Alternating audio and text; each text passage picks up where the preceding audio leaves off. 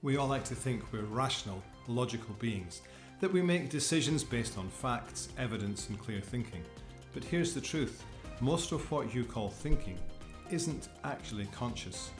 Most of your decisions, judgments, reactions, even your perceptions of reality are shaped by your subconscious mind long before they reach your awareness. This may sound unsettling, but it's also liberating because once you understand how your mind really works, you don't have to blame yourself for every bad decision, and you can work with your brain and not against it. In this video, we're going to explore the myth of conscious control, the power of the subconscious, how your brain predicts reality, why your thoughts might not be your own, the mental shortcuts called heuristics that shape how you see the world. Let's go.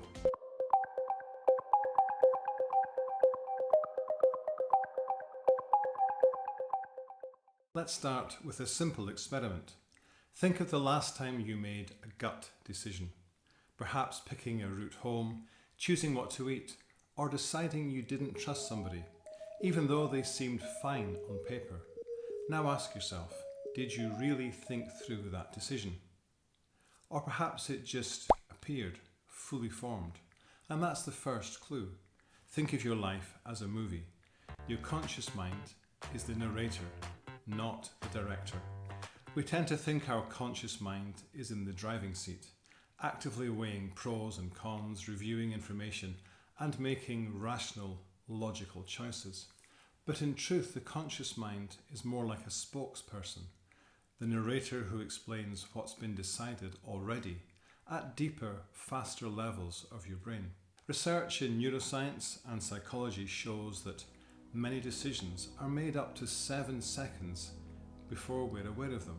By the time your conscious brain decides, your subconscious has already called the shot. So why does it feel like you're in control? Because your brain is very good at post-rationalizing. It creates a story that makes your decisions seem logical, even when they're not. And this is called confabulation, the brain filling in gaps to maintain the illusion of coherence. You're not lying, but your brain is editing the truth. To understand how you really think, you need to understand how your brain is layered. Think of the mind like an iceberg. The conscious mind, what you're aware of, is just the tip. The subconscious mind, everything else beneath your conscious awareness, is massive, and it runs the show. The conscious mind handles what you're actively focused on. It uses logic, reasoning, analysis, and can hold between 5 and 9 pieces of information at once. It operates slowly, deliberately, limited in capacity, and is easily fatigued. The subconscious mind stores memories, patterns, habits, and beliefs with emotions attached. It can process all the information coming at you from the outside world instantly, and it controls body functions, emotional reactions, and intuition. The subconscious learns through repetition and emotional intensity. It'll make note of a scary event, one you've attached lots of emotion to, like fear. Your subconscious is constantly scanning, sorting, interpreting, before your conscious mind even knows what's happening. That gut feeling you got about somebody, it's your subconscious picking up micro expressions, tone and patterns that you stored, all in milliseconds. Most of us think we see the world as it is, but neuroscience tells a different story. Your brain doesn't just perceive, it predicts. The brain is a prediction machine. It uses past experiences to guess what's happening now and what's likely to happen next. So instead of reacting to reality in real time, your brain builds a mental model, a best guess, and filters perception through that. This is called predictive processing. Here's how it works. Your brain makes a prediction based on memory, patterns, and expectations. Your senses give you raw data from the outside world. Your brain compares the prediction to the input. If the prediction matches the input, you experience a seamless version of reality. If there's a mismatch, your brain either updates the model or ignores the error. That's right, your brain can ignore reality to protect its prediction. This helps explain why two people can experience the same event in completely different ways. Their brains are literally seeing different things based on different internal models. Your brain builds patterns based on early experiences, emotional intensity, and repeated exposure. Let's say as a child you learned that people can't be trusted. That belief becomes embedded in the subconscious. When you meet somebody who might be a threat, your brain doesn't wait for proof. It predicts danger and filters your perception accordingly. You may feel anxious, defensive, or suspicious without knowing why. The person didn't do anything, but your brain's model is firing based on an old pattern. This is how confirmation bias works. You tend to notice, remember, and interpret information that supports your existing beliefs, while ignoring or dismissing anything that contradicts them. So the more you believe something, the more you see it, and the more you believe it, a self-reinforcing loop. Because the brain is bombarded with information, it relies on heuristics, mental shortcuts, to speed up decision-making. These shortcuts are helpful most of the time, but they can also lead you astray.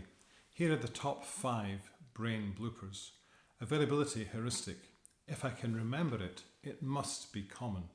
Like thinking sharks are a real threat because you saw Jaws once in 1997.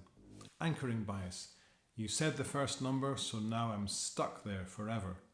You're buying a car, the salesperson says it's £10,000, then shows you one for £8,000, and it feels so much cheaper because you've anchored the first price. But the car may only be worth £5,000. Representativeness heuristic.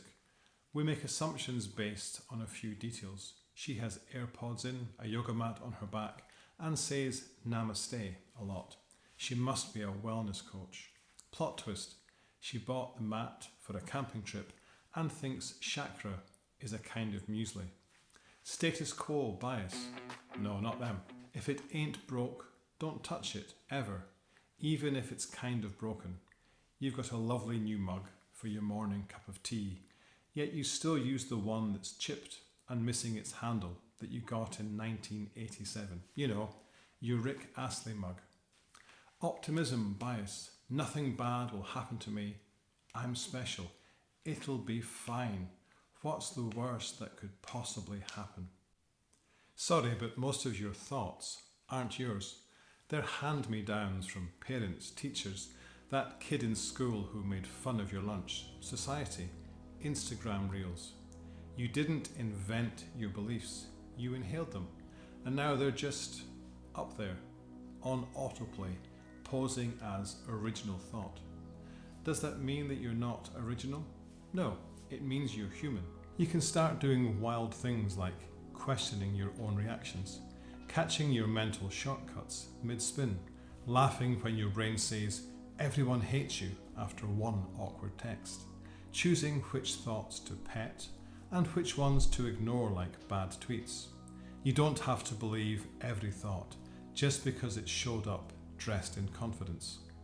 Want to outsmart your brain? Try these. Pause the drama.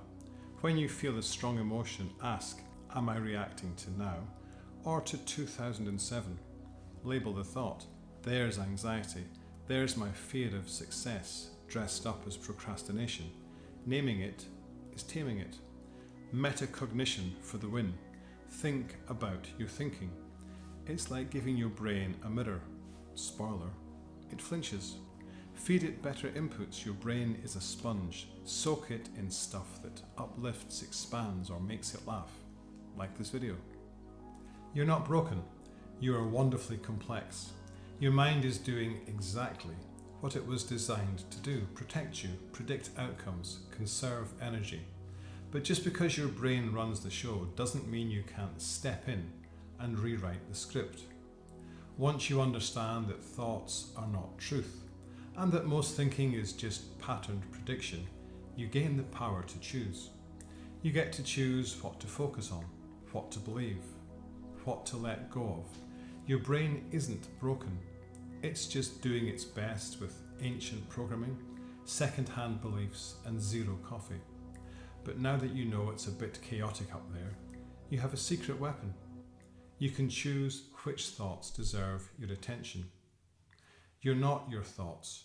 You're the one watching the thoughts. And that's power. See you next time.